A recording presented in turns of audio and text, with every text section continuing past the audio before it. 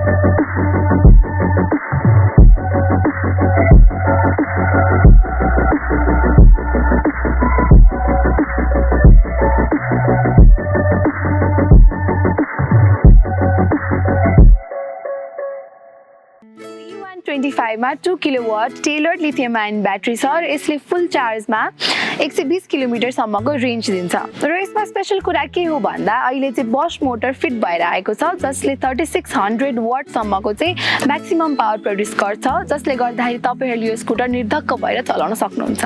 पहिलाको मोडल भन्दा E125 मा तपाईहरुले खासै आउटर लुक्समा के चेन्ज चाहिँ पाउनुहुन्न।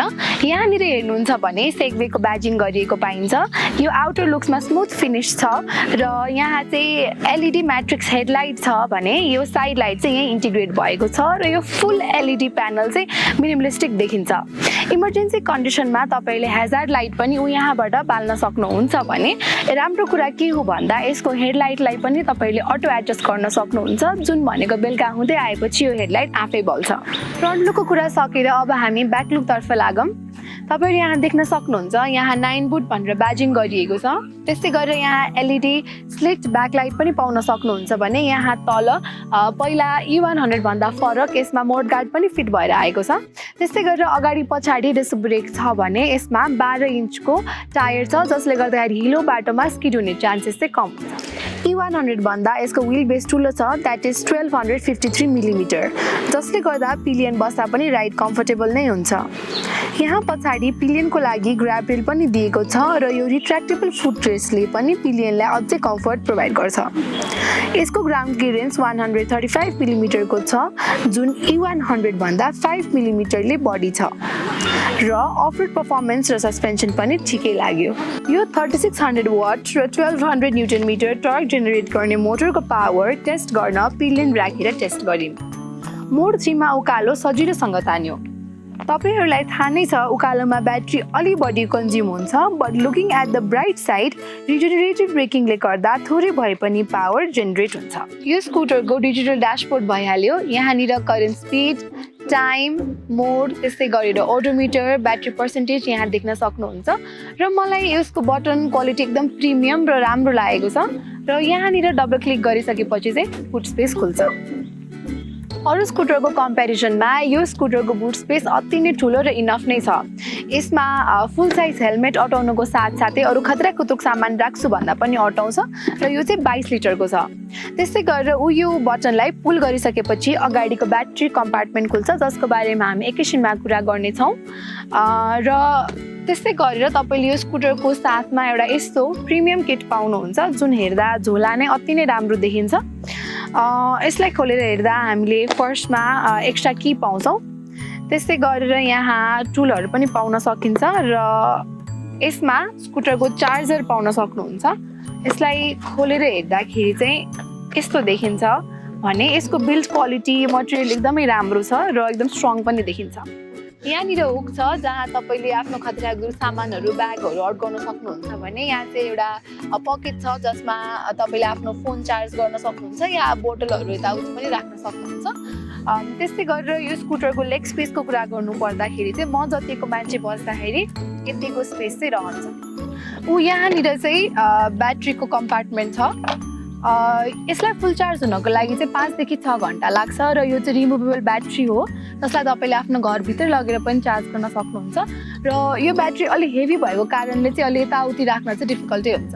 कम्पनीले क्लेम गरे अनुसार यो स्कुटरको टप स्पिड चाहिँ 75 km/h हो, तर हामीले अब खासै टप स्पिड एक्सपिरियन्स गर्ने बाटो नपाएको कारणले गर्दाखेरि चाहिँ हामीले यति पायौँ। तपाईँले ड्यासबोर्डमा हेर्न सक्नुहुन्छ हाम्रो टप स्पिड र त्यस्तै गरेर कोही पनि मान्छे नबसिकन हामीले डबल स्ट्यान्ड लगाएर पनि यसको टप स्पिड हेर्न खोज्यौँ। त्यति बेला चाहिँ हामीले टप स्पिड 90 km/h पाएका थियौँ। सेफ्टी फिचरका धेरै कुराहरू त हामीले E100 को भिडियोमै गरिसकेका छौँ। यदि तपाईँहरूले त्यो भिडियो हेर्नु भएको छैन भने माथि हामीले लिङ्क राखेका छौँ, त्यसमा हेर्नुहोला। र सरसर्ती यसको सेफ्टी फिचरको बारेमा कुरा गर्नुपर्दा यसमा अरू इभीमा भए जस्तै एन्टी थेफ्ट सिस्टम त छँदै नै छ, त्यस्तै गरेर यसमा स्ट्यान्ड सेन्सर पनि छ जसमा यदि स्ट्यान्ड तल भएको बेला चाहिँ स्कुटर अगाडि गुड्दैन। त्यस्तै गरेर यसमा सिट सेन्सर पनि छ जसमा चाहिँ मान्छे नबसिकन स्कुटर अगाडि बढ्दैन भने यदि तपाईँले रिमोटले स्टार्ट गरेर यसलाई लक नगरिकन जानुभयो भने चाहिँ यो स्कुटर आफै 5 सेकेन्डभित्र चाहिँ बन्द हुन्छ। यो E125 को ब्याट्रीमा तपाईँहरूले 3 वर्ष, त्यस्तै गरेर मोटरमा 2 वर्ष र ओभरअल स्कुटरमा तपाईँहरूले 1 वर्षसम्मको वारेन्टी पाउन सक्नुहुन्छ। त्यस्तै गरेर प्राइसको कुरा गर्नुपर्दा यो E125 को प्राइस 3,91,000 हो र तपाईँलाई यो रकम कस्तो लाग्यो कमेन्ट सेक्सनमा भन्न नबिर्सिनु होला। मैले यो स्कुटरमा छुटाउनै नहुने कुरा भनेको यसमा रिभर्स मोड छ। रिभर्स मोडमा जानको लागि चाहिँ तपाईँले उयो बटन तपाईँलाई लङ प्रेस गरेर दुईचोटि ब्रेक थिच्नुभयो भने चाहिँ ड्यासबोर्डमा आर भनेर आउँछ, जसले गर्दाखेरि चाहिँ तपाईँलाई पार्किङमा स्कुटर निकाल्नको लागि चाहिँ एकदमै धेरै सजिलो हुन्छ। त्यस्तै गरेर अब मेरो पर्सनल एक्सपिरियन्स सेयर गर्नुपर्दाखेरि चाहिँ यो स्कुटरको ह्यान्डलिङ एकदमै धेरै सजिलो छ। तपाईँलाई यताउति टर्न गर्नको लागि केही समस्या हुँदैन र अब यो स्कुटर लाइट वेट भएको कारणले गर्दाखेरि चाहिँ अब स्कुटरलाई कतै बोक्नु पऱ्यो, पार्किङमै केही समस्या आइपऱ्यो भने पनि इजिली ह्यान्डल लेडिजहरूलाई चाहिँ सजिलो हुन्छ। त्यस्तै गरेर यो स्कुटरमा रिजेनरेटिभ ब्रेकिङ छ, क्रुज कन्ट्रोल छ, अनि त्यस्तै गरेर यो स्कुटरको यो बटन्सहरू, यो इन्डिकेटर बटन्सहरू भयो, त्यस्तै गरेर अरू बटन्सहरू पनि एकदमै प्रिमियम छ। यसको क्वालिटी चाहिँ मलाई एकदमै राम्रो लागेको छ। सो यति नै हो मेरो एक्सपिरियन्स भन्नुपर्दाखेरि चाहिँ मलाई स्कुटर एकदमै धेरै सजिलो लाग्यो र कम्फोर्टेबल पनि छ। सो यति नै छ आजको भिडियोको लागि। हाम्रो च्यानललाई सब्सक्राइब गर्न नबिर्सिनु होला, भिडियोमा लाइक गरिदिनु होला, कमेन्ट गरिदिनु होला र हाम्रो अर्को भिडियोमा भेट हुने नै छ। Children's day, take care, bye by.